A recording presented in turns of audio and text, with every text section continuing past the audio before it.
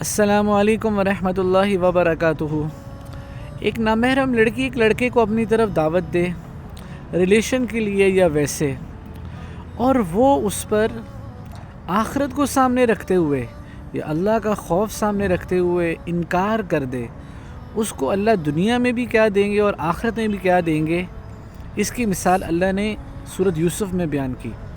یوسف علیہ السلام کمرے کے اندر بیٹھے ہوئے تھے بہت خوبصورت۔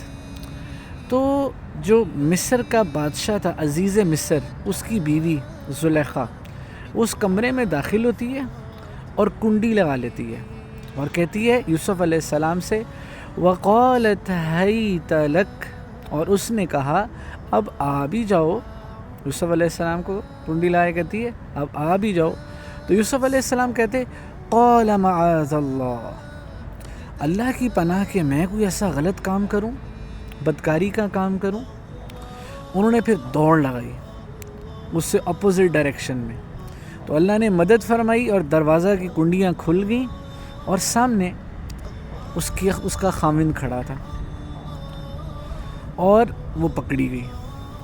مصر کی عورتوں میں زلیخا کی بڑی بدنامی ہوئی کہ گھر کے خادم کے اوپر فدا ہو بیٹھی، فریفتہ ہو بیٹھی، کسی شہزادے پر ہی ہوتی، تو اس کو اس بات کے اوپر بڑا جو ہے وہ اس کو کہتے ہیں نا جیلسی ہونا کہ میری بدنامی ہوگی، تو اس نے ساری جو اپنی سہیلیاں تھیں نا ان کو اپنے گھر دعوت پہ بلایا اور سیب پکڑائے، اور ادھر سے یوسف علیہ السلام کو کہتی وقالت اخرج علیہن، یوسف ان کے سامنے نکلو۔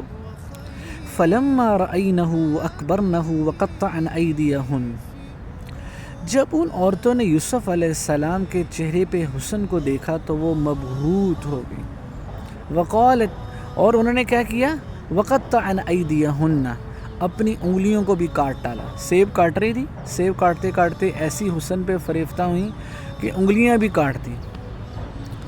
تو پھر زلیخا نے کہا اپنی سہیلیوں سے میں نے کہا نہیں تھا کہ یہ کیسا نوجوان ہے، اور اب بھی اگر یہ وہ کام نہیں کرے گا جو میں اس کو کہہ رہی ہوں تو یہ قید میں ڈال دیا جائے گا۔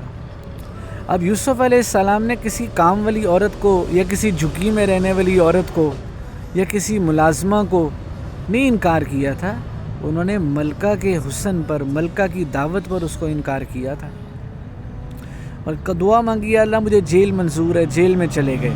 لیکن ان کی اس قربانی اور اس تقوی کے اوپر اللہ نے ان کو کیا دیا، کچھ سالوں کے بعد وہ یوسف علیہ السلام جو جیل کے قیدی تھے، اللہ نے ان کو ایجپٹ کا فائنینس منسٹر بنا دیا۔ مصر میں اور ارد گرد کے علاقوں میں قحط پڑ گیا، یوسف علیہ السلام جس کو جتنا غلہ دیتے اس کو اتنا غلہ ملتا، جس کو نہ دیتے اس کو نہ ملتا۔ یہ اس گناہ سے بچنے کے اوپر اللہ نے دنیا میں ان کو ریوارڈ دیا، اور آخرت میں اللہ ان کو کیا دیں گے وہ تو میں اور آپ سوچ بھی نہیں سکتے۔ تو اس وجہ سے جب ہم کوئی دنیا کے اندر غلط کام سے، گناہ کے کام سے رکتے ہیں تو ہم یہ نہ سوچیں کہ یار یہ تو بڑا مشکل ہے، ہم یہ سوچیں کہ اگر آج میں اس کے اوپر رک گیا تو اللہ مجھے اس پر دنیا اور آخرت میں کیا دے گا یہ میں سوچ بھی نہیں سکتا۔ تو سامنے انسان یوسف علیہ السلام کی ایگزامپل کو رکھے تو انشاءاللہ اللہ اس کو آسان کر دیں گے۔